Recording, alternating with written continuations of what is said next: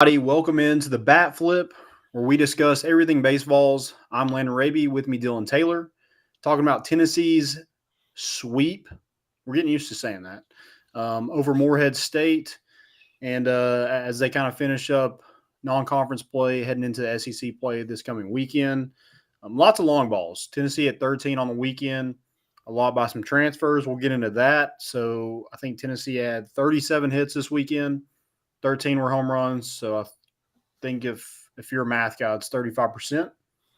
And so pretty solid. A lot of those balls were out of the park. And when you look at that and, Tennessee starting pitchers combined for 33 strikeouts on the weekend, pretty impressive. I mean, I don't know how you can really complain too much.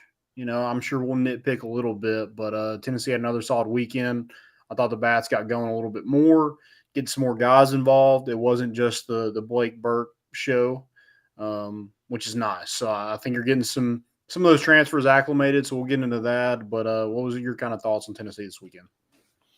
Love seeing the black unis back out. The best hats in all of sports, maybe. It's very close. Okay, that's a take. I like that. I don't know of any better. I'll put it that way. None of them off the top of my head just scream that they're better than that hat. Yeah. It's simple. It's clean. I love it. But yeah, a lot of offense, like you said, and kind of what we had been asking for. Some guys that you don't want to say hadn't done it all year, but hadn't really been the focal guys that have done it. Main takeaway is, we'd been saying Zane Denton may have the highest, quietest average of anybody in the country by the time it's done. It may not be quiet for much longer because what a performance from him. He made us look good from last week, so I appreciate it. We'll get into it later, but I think both of kind of our guys this year that we've said needed to step up did in a big way with him and Merritt. So we'll get into that, I'm sure. But yeah, big weekend for him. And even, I mean, Beam wasn't completely there in the second half of the doubleheader, but still pretty easy win. I mean, I think I would say, and it's nice when one of your starters doesn't have their best stuff. Wasn't terrible by any means, but even when one of your guys does have a little bit of an off day, it's nice to not even have to sweat really now. You probably get that in SEC play, but it's nice to have it now. And I think last year, if Drew Beam had 9 strikeouts, we're like, oh, that's a career day. And I know it tied his career high, but this year, like even you're saying, like he probably didn't have his best stuff. Gave up a couple runs, 3 runs, but still had 9 strikeouts. And I think him having that uptick in his velo from last year to this year is getting him a lot more of those strikeouts, a lot more swing and miss. I think they talked about that on the broadcast a little bit. But yeah, you see it, like there's not a huge difference between Dolander, Burns, and Beam in velo anymore. No, Beam. I mean, what did Beam get up to? Was it? I know he got up to at least 94, 95. So I think he's touching 96. Yeah, yep. It's nice to see because we talked about last year. He was kind of more calling him the crafty guy sounds bad because you got 2 guys that are definitely first round picks, and I mean Beam, we could very well see. I don't think anybody would place a limit on what we've seen him do so far, but he was kind of more of the guy that wasn't as overpowering in the past, and now you're seeing where he can rely on the velo a little bit more. Burns and Dolander, it gets to a point where they can kind of just step up there and say, here's the fastball, see if you can touch it. Beam's still not quite there, but it's nice to see that he's getting a little more overpowering with his stuff, if that makes sense. Yeah, and it's you're never going to have a bad day when you have a purple glove. So exactly, love the sport. But yeah, cold night on Friday, but still the bats were hot. You won that one 23-4, had 18 hits, hit 7 home runs by 6 different players. So it was kind of little all hands on deck. Everybody did a little bit, and it wasn't Blake Burke. That was my main takeaway from Friday. Is like you had 7 guys hit a home run or 6 guys hit a home run, and Blake Burke wasn't one of them. So I think you're seeing some guys emerge. You're seeing guys get more comfortable in the box, and I think this is just a perfect time for Tennessee to be playing their best baseball come SEC play.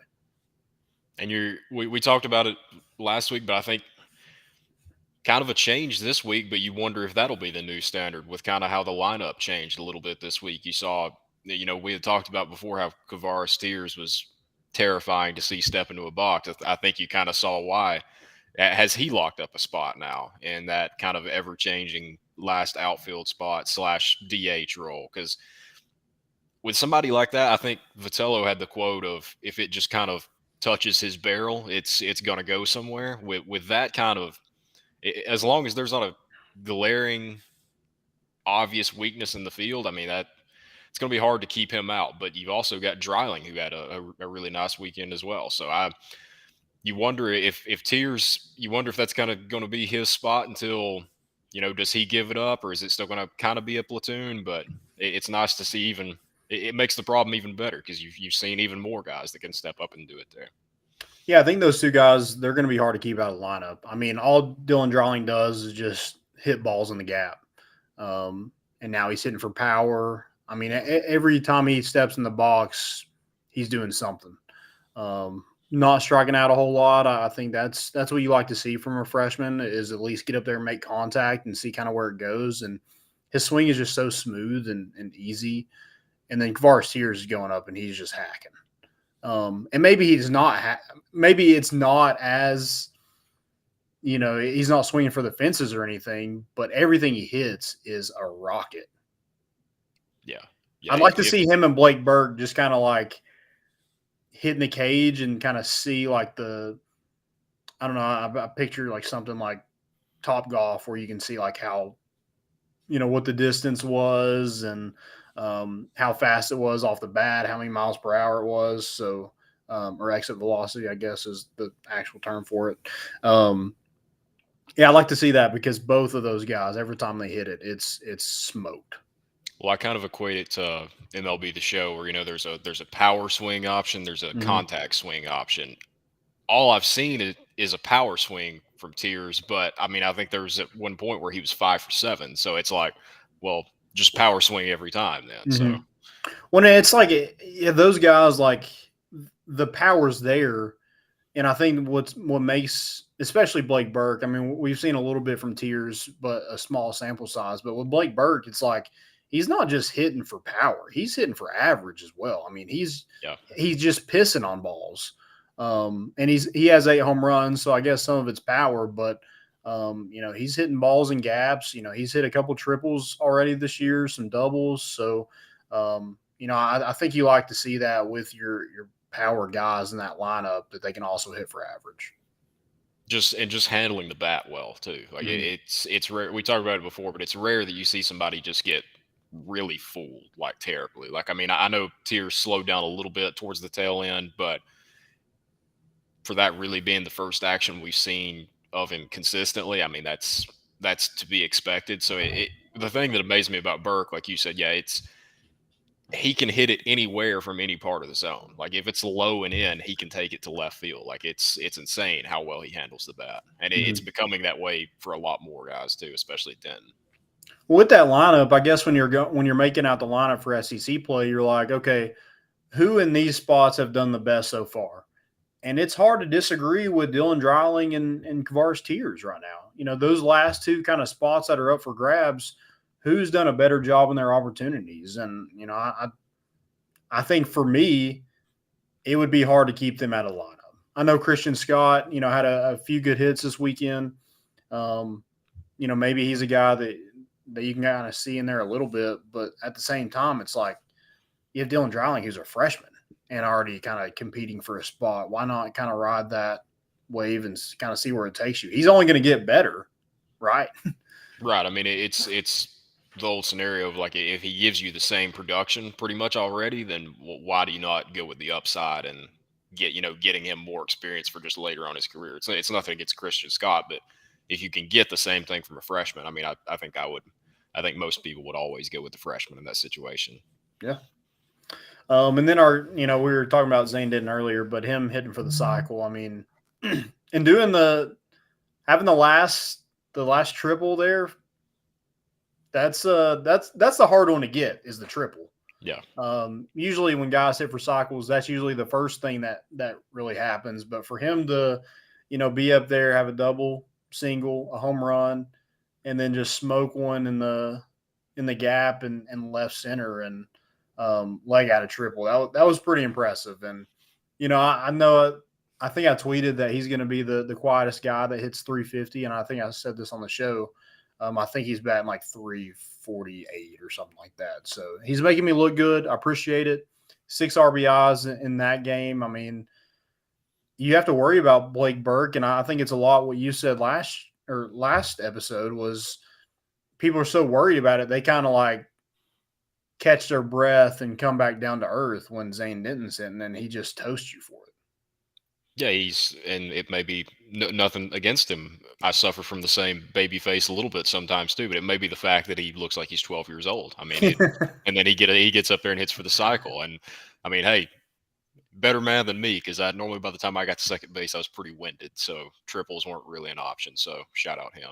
Well, he's a dog because you don't give Tony Vitello a black eye and usually come out alive. So props to him for doing that. And then Vitello just kind of magically disappeared for 3 games. Some are saying he may be scared of Zane Denton. It's not me saying that. It's just somewhere out there. Somebody saying it.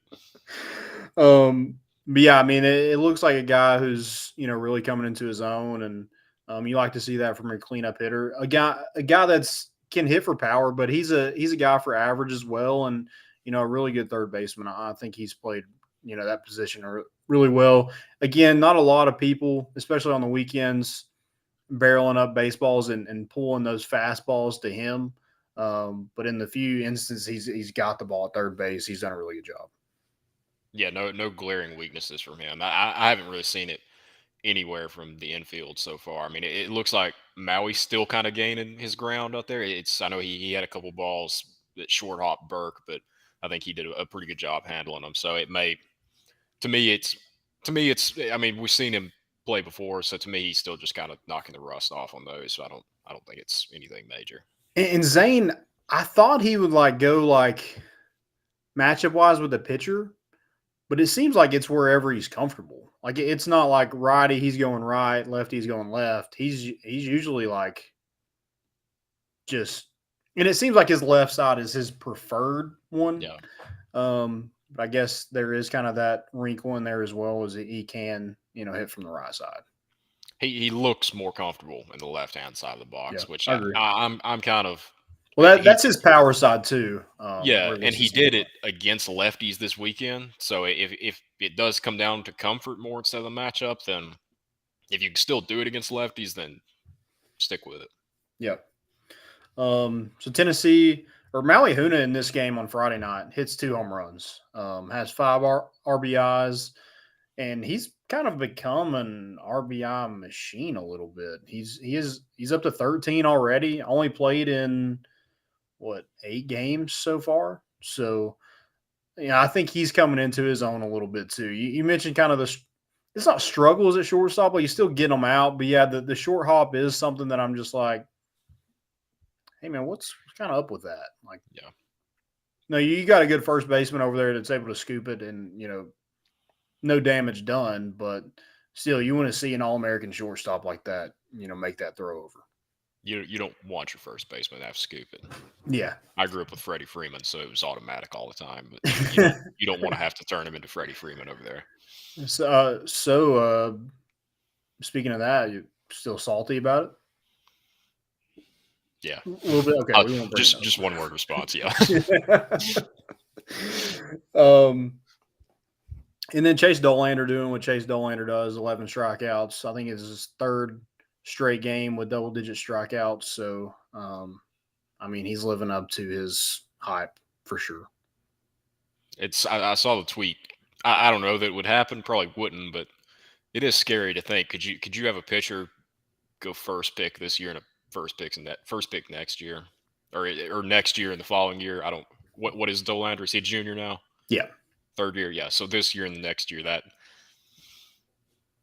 pitcher Well, I mean, like you're looking at these 3 starters right here. It's like next year you'll have Burns for sure, but Beam's a guy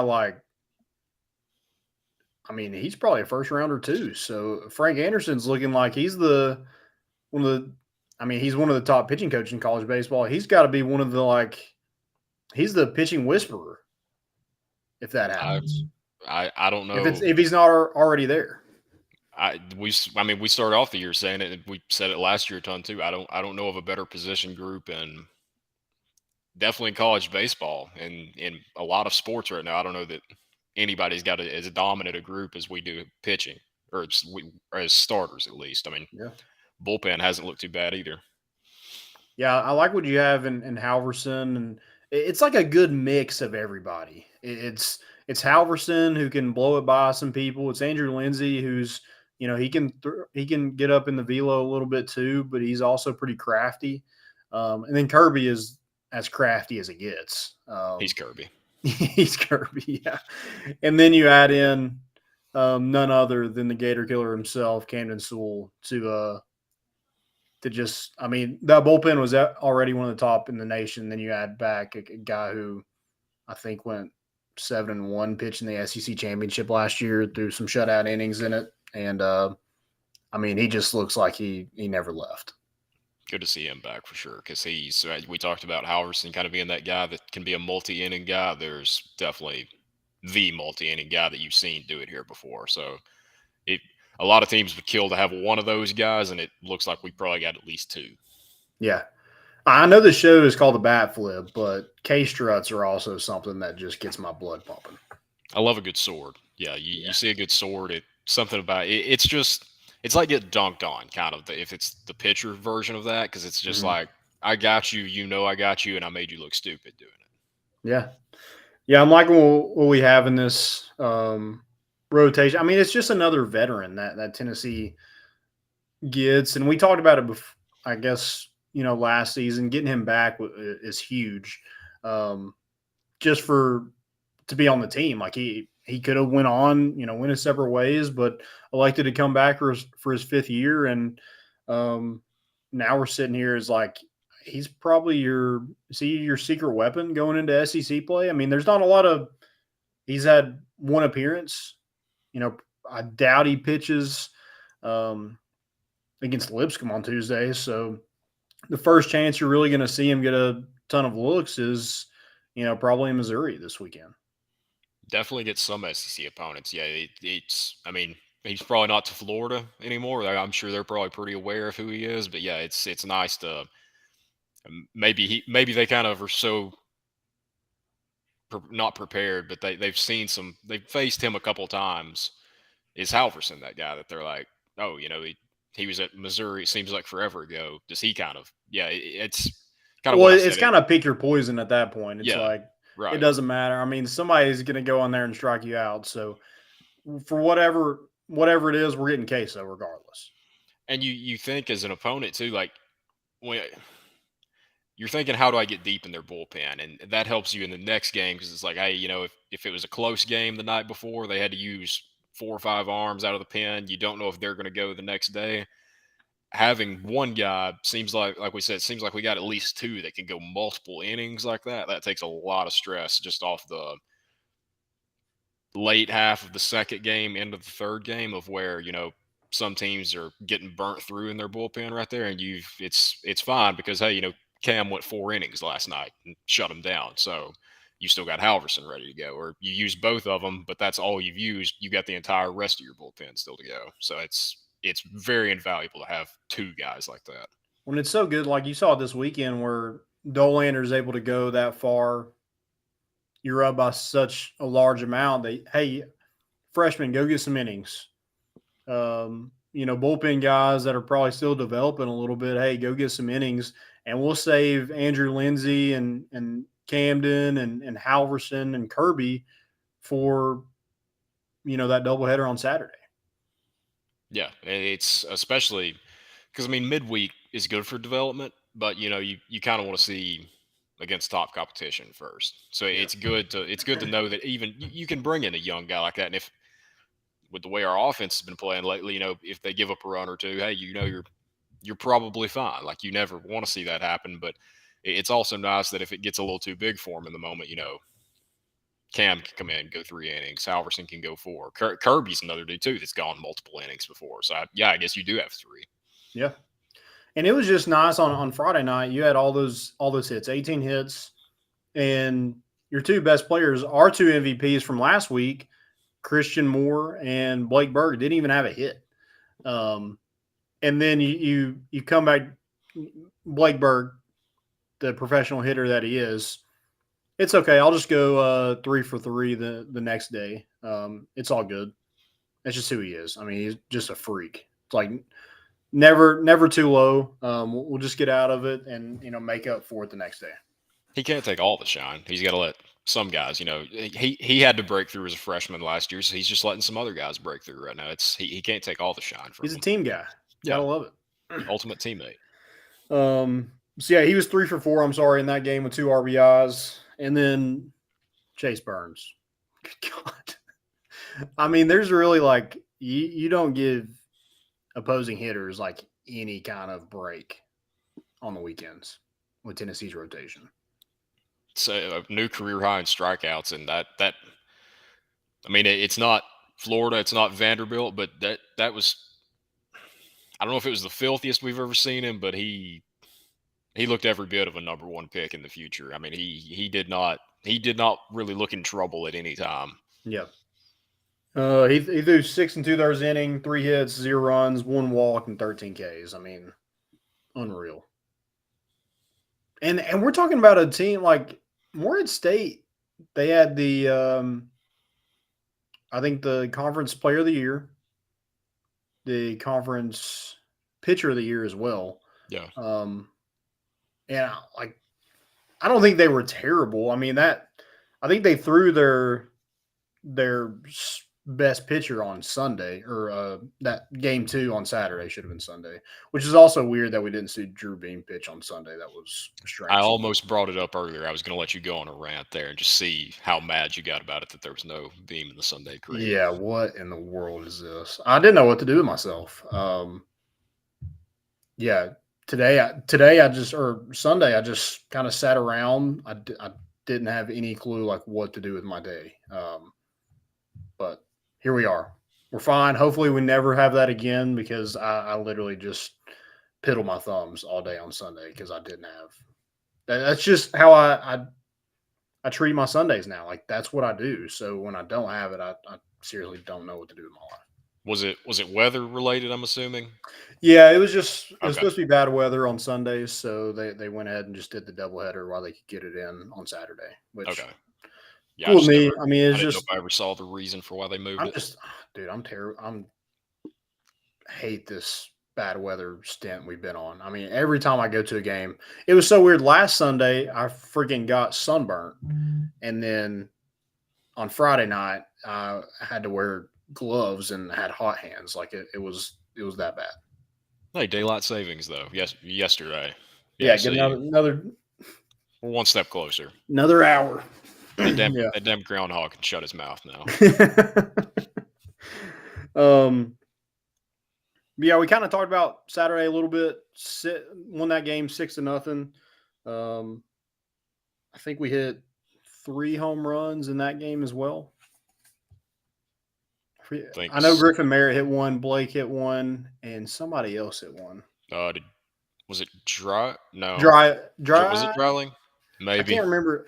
These games run together. Doubleheaders are the worst. You see 23 runs put up, you kind of forget who did what. Yeah, it just kind of runs together.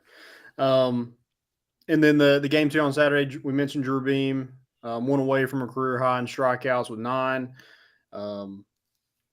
Griffin Merritt hits 2 home runs in that game. He put Tennessee on the board 2-0, and then kind of put it out of reach there in the 6th inning, making it 6-3.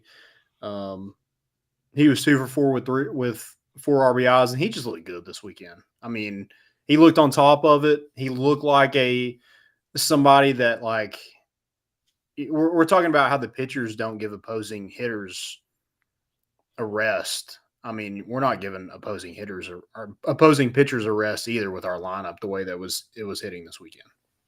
It was Griffin Merritt and Dryling in that first game. Yeah. Okay. And Maui hit 1 in game 2, correct? I think so. Yes. Yeah. It goes back though to where, speaking of Maui, where if he can keep it up, that you'd love to see him stay in the leadoff role there. It just goes back to where Griffin Merritt's still my X factor, but man, it's nice if you can just kind of move Jared Dickey to wherever you want in the lineup, just wherever it makes it uncomfortable for the other team, wherever you want him, because he's not going to care. I mean, maybe somewhere deep in his brain, he's like, yeah, I'd really like to be there, but the dude's going to get a hit if he's 1 or 9. Like he doesn't care. So it's nice to see guys around him really start stepping up in the spots that we talked last week about. If here's the lineup, if it's perfect, like if everybody's doing what they're supposed to, it's nice to know that in a perfect world you can just move him wherever and he produces. Because everything we've seen from him is he will do that. Yeah, he's a professional hitter for sure. So yeah, no, I mean it's dangerous wherever you put him, but I do kind of like that 5 hole a little bit because then again, like you look who's in front of him. You got Blake Burke, Zane Denton. Behind him, you got Griffin Merritt, maybe Dylan Dreiling and Kavaris Tears. I mean, that's just not giving. Like you can't pitch around anybody. When it's nice that you can I mean, depending on what it is, you can almost go left, right, all the way through your lineup. Mm-hmm. And you've got a Huna, Moore, Burke, Denton switch. I mean, he probably more comfortable left, but still an option there.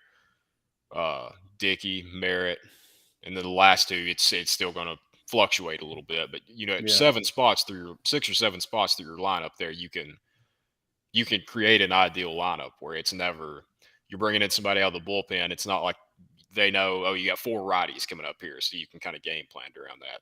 What we've seen here, even with it being a perfect lineup, as we say, you can still do that.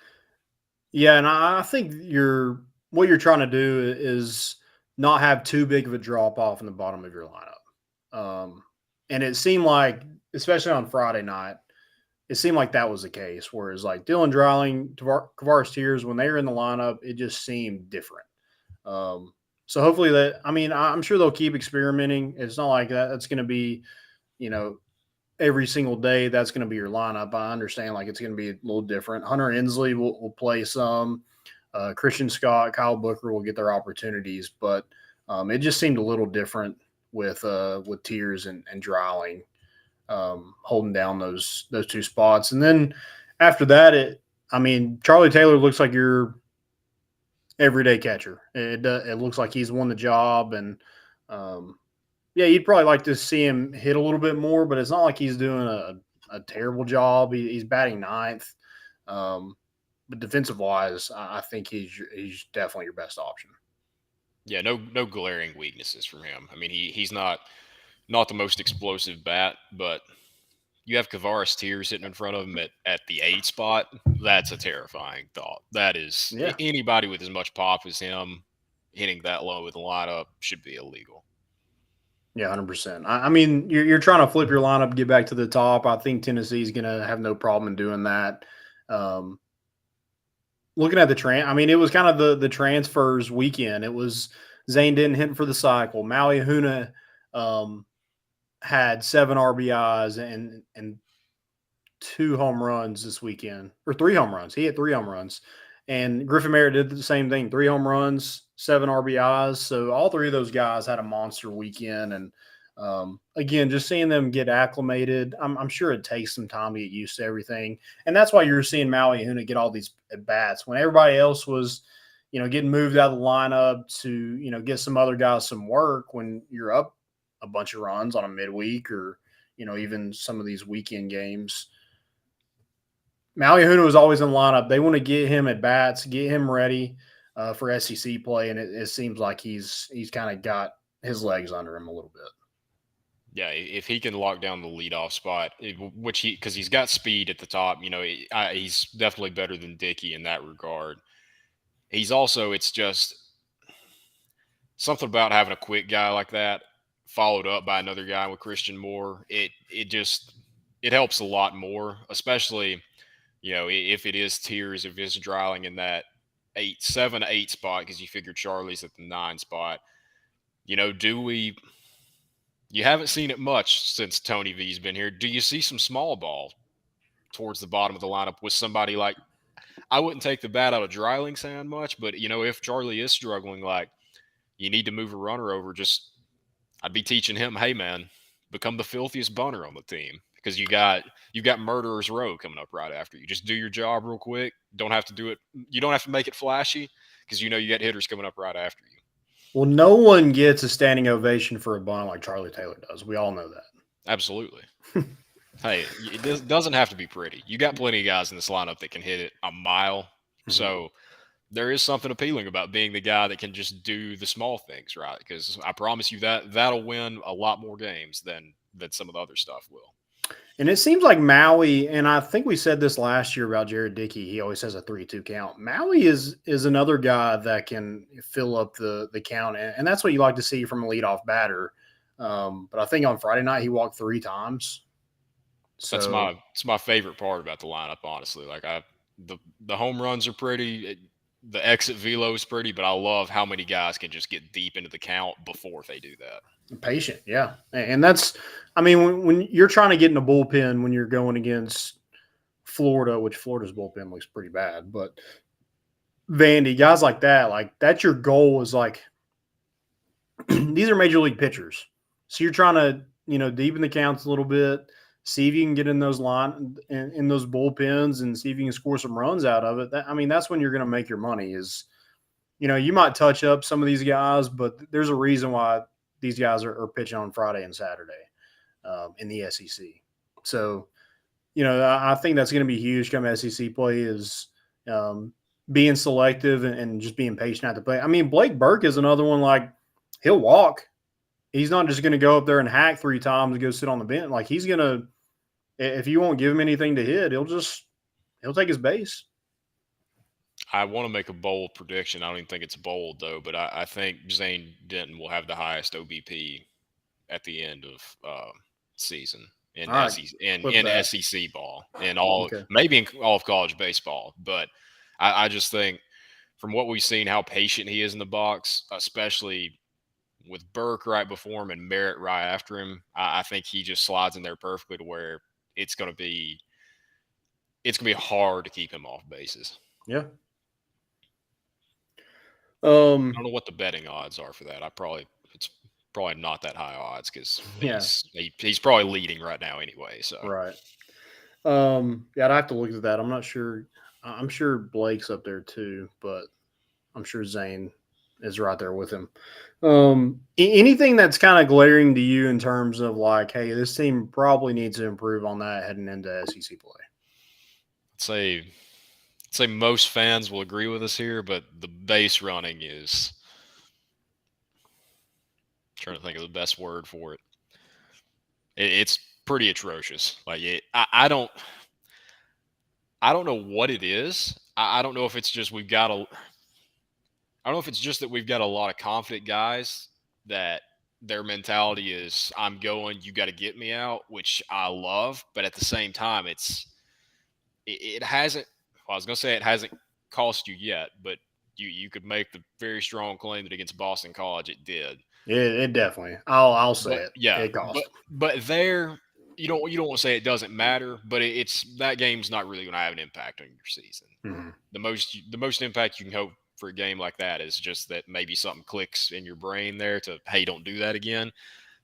Seems like we're still doing it. I got no hate for Elander. I don't know if he's just really confident in sending them. I don't know if they're just not listening to him and just, I got it, coach, I'll do it. But something's got to change because it's a real shame to have as much talent as you do right now and lose on something as, you don't want to say trivial as base running because obviously it's a huge part of the game and we've seen it can win and lose you games. But that's a part of the game where you don't want to do everything else better than your opponent and have that cost you. Yeah, 100%. And it doesn't make sense with the hitters in your lineup. Why are you forcing things that aren't there? Exactly.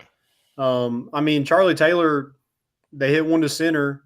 He kind of did the same thing like Ethan Payne did on Tuesday. He's running back after the ball is caught, touches second and tries to go to third. Now, it wasn't even close. So it's like, guys, like I would rather you – miss that and be on second and have a guy, a preseason All-American or I guess it wouldn't have been Ahuna. It would have been Christian Moore or even Blake Burke behind you. So why are we forcing something? Then you cost a run, and maybe it doesn't lead to anything. But I mean, when you have a chance to get some of those guys more, even more at bats right now, that's what you're wanting, right? You're wanting more experience, more at bats, more reps. I mean, why are we forcing things to get ourselves out? And then the one like to end the game again, it didn't have an effect because you ended up winning the game 6-3, but it could have. You know, It if they hit a 3-run home run, they tie the game. Yeah, we go into extra innings, they end up winning because we, screwed around and cost us a run at the end of the eighth inning. you keep doing it, and it will cost you at least one SEC series, just Yep. because even if it's something that you're right, even if it's something that's not end of game that more eyes are on at them, but just say you're playing Vandy on the Saturday game.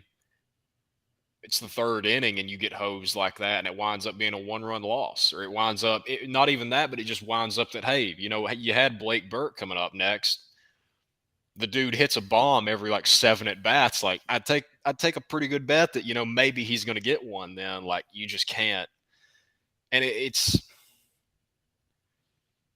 if I'm coaching little leaguers, I love that mentality because it's like, hey, make them make a perfect or just a great throw to get you there. Mhm. But you're playing against college baseball players like that, and you're going to be playing against SEC baseball players. There's probably not going to be too many terrible arms in the outfield. Like I love the mentality of, hey, you've got to do this perfectly to get me. But some of these, like with the Pains, like it doesn't even have to be a perfect throw. Like it's just got to be somewhere in the area, and you're going to get him out. So Yeah. I don't know if it's just a mentality thing. I hope that's what it is, because like maybe you can snap out of that. If it's a judgment thing, I think I would abandon all other forms of practice and just be like, hey, today, guys, nothing but fly balls, and everybody is on the base 10 times at least, like making judgments on it.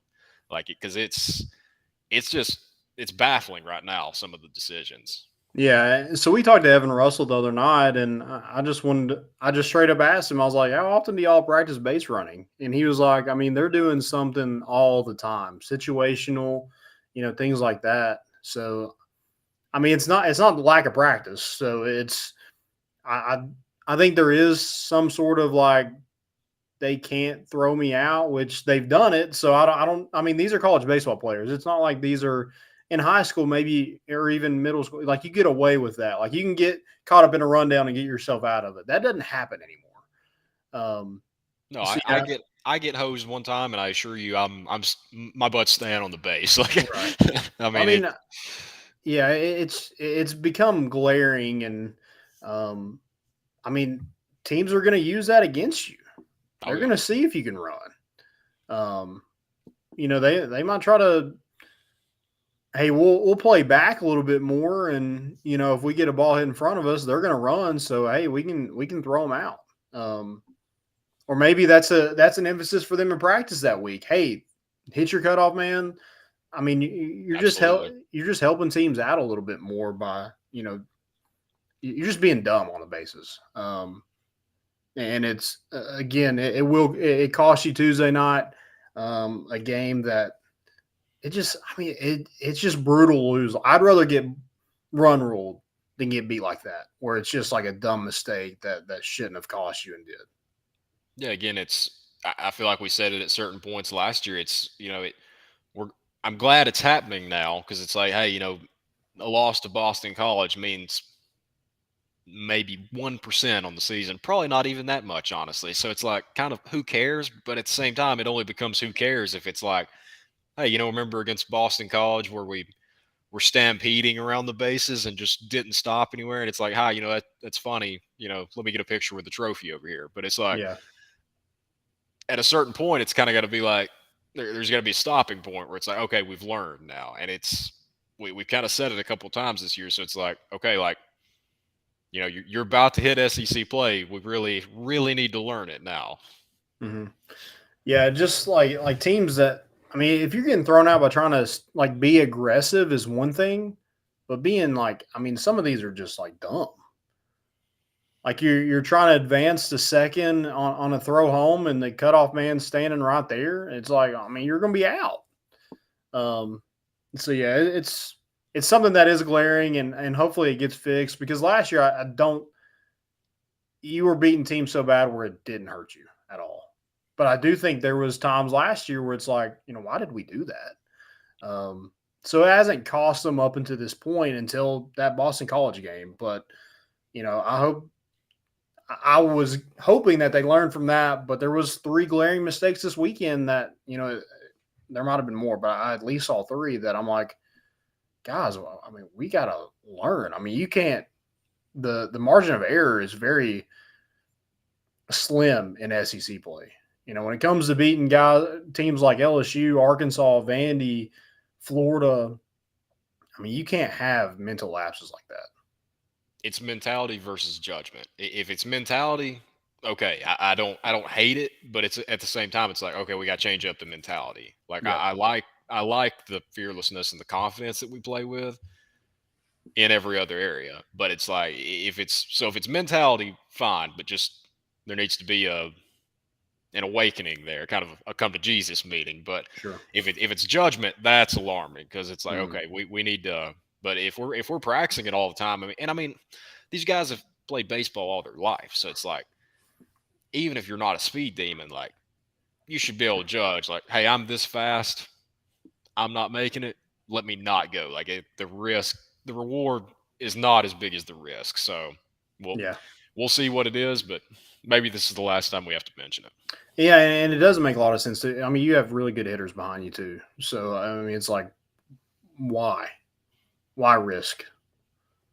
Yeah, the risk reward factor there is just Boys, he just scored 23 mind-boggling. runs the night before. I don't think you have to force the issue. Like Exactly. you're clearly hitting the Exactly. ball. Now, Yeah. if you go 2 straight series and you can't get over 2 runs, like okay, fine, force it. But Yeah, like a team like Morehead State, like that's a team that should be like overly aggressive. Like they're trying to yeah, steal any kind of run they can. But Tennessee is just like there's no reason to. Whatever. Well, we've been on that way too long. I mean, we're kind of nitpicking a little bit. You did sweep them, so I mean, whatever. right. But come SEC play, I'd like to see that fixed a little bit more. Let's get into MVP real quick. Wrap this show up. You want to go first? Oh, you go. I think I went Okay. first last week. I'm going to go your boy. I'm going to go Griffin Merritt. And sorry if I stole yours. 5 for 11, 7 RBIs, 3 bombs, couple right off the batter's eye and dead center. I mean, he looked different this weekend. And I think that's huge for Tennessee to have the guy in the meat of their lineup hit the way that he's hitting. Also, it's like another power hitter besides Blake Burke.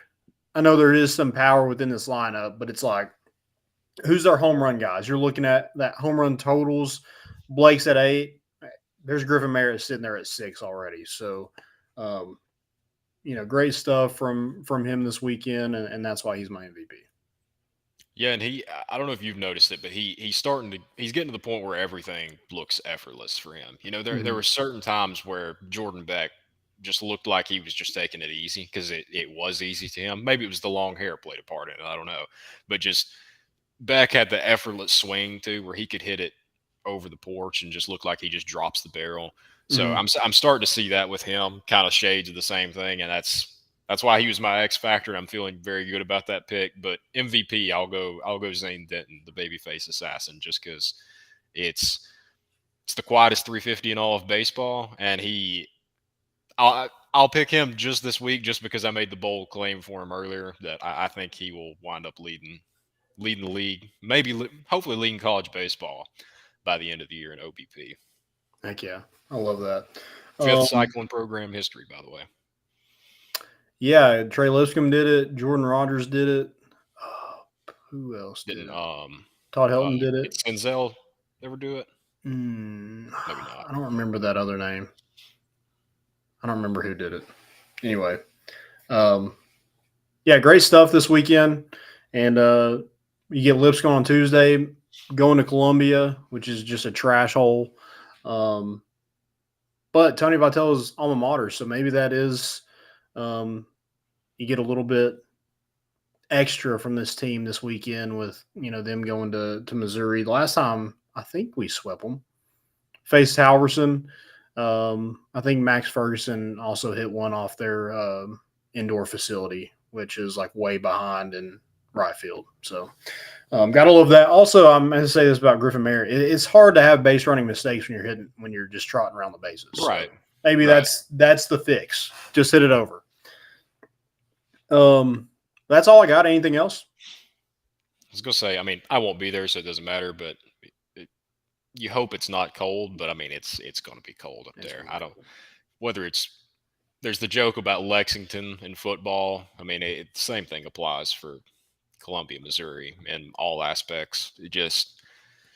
I know if you catch one off the hands, that's going to sting. So I don't want any of our guys getting the hot knocked out of them right now. I want to keep that in the bats. So I hope it's not cold, but I'm convinced that it's just always 25 degrees and sleeting in Columbia, Missouri. So I don't see why it'd be any different.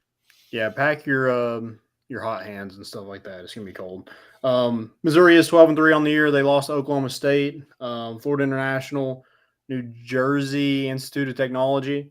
They have beat Texas and TCU, so a few quality wins, but have some head scratching losses in there as well. So I'm not really sure what kind of team they are. They are in the SEC. I just don't know how anybody that's getting recruited by other teams would want to go to Missouri. But props to them. Halverson made it out. Just good for him. He did. Yeah. Maybe you used it as like a JUCO. Go to Missouri for a year, get developed a little bit, and then come to Tennessee. Man, if I'm going to a JUCO, put me on a last chance U place down in Mississippi. Put me in California. Don't send me to gold. Don't send me to gold. You want to be in scuba? If I'm already miserable, let me not be miserable in the cold. That's probably true. Yeah. All right, guys. Thanks for tuning in. We'll be back next Monday, 7:00. And if you have any questions, feel free to drop those, DM us, reply to us, whatever. We'll be happy to get to those. Thanks again. Have a good week.